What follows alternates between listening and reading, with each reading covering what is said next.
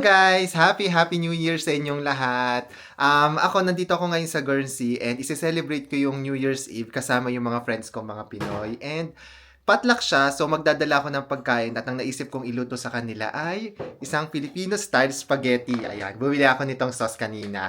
Gusto ko ipatikim sa kanila to and sana magustuhan nila. So samahan niyo po ako ngayon. Hi guys! So nandito na ako kina Benson. Ayan siya, si Benson. Siya ang host namin ngayong New Year celebration. And kasama ko si Mau, kami yung kauna-unahang bisita dito at ang dala namin ay spaghetti. Ayan, ito yung spaghetti sauce, tapos ito yung pasta. And then si Benson nagluto siya ng pansit. Ayan, hintayin pa namin yung iba, tapos yung prutas kakaunti pa lang, may magdadala pa. So, ayan. Ay, ito pala may tikoy. Tikoy daw yan, gawa ni din ni Ben. So, yan. Na si Fres at saka si Paul. Anong dala niyong food? Lechon manok! Ayan, yay! Thank you! Dayan and Jua, Happy New Year! Happy New Year! Anong dala niyong food? Lechon paksiw. Wow! At saka? Banana pudding. Ayan.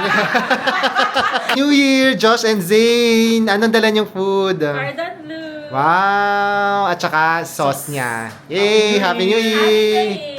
So, ito na yung ating mga pagkain. May cordon bleu, tapos meron ding manok, may paksiw, may tikoy, spaghetti, tapos pansit, and ayan, nagprito sila ng, ano tawag dito? Crackers. Crackers, ayan. Ito sila. Ayan, nagre-ready na si Zane ulit, ang ating creative department. Harry! Ayan. Vibes department. What? Vibes department. Vibes department, yes. And yan si Dayan. Ayan na guys, after naming ma-ready yung mga pagkain, hindi na namin nahintay yung 12 o'clock. Kaya alas 9 pa lang ng gabi, kumakain na kami.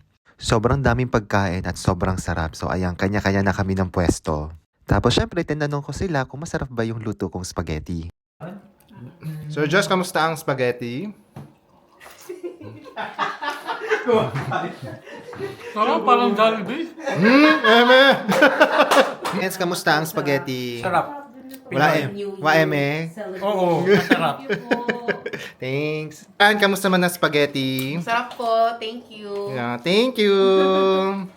And after namin kumain, naglaro muna kami ng sequence habang hinihintay namin yung 12 o'clock. Super grateful ako na may mga kaibigan ako dito sa Guernsey kung saan ma-spend ko yung bagong taon na kasama sila. At nung malapit ng maghating gabi, syempre, naki-countdown din kami. 5, 4, 3, 2, 1, Happy New Year!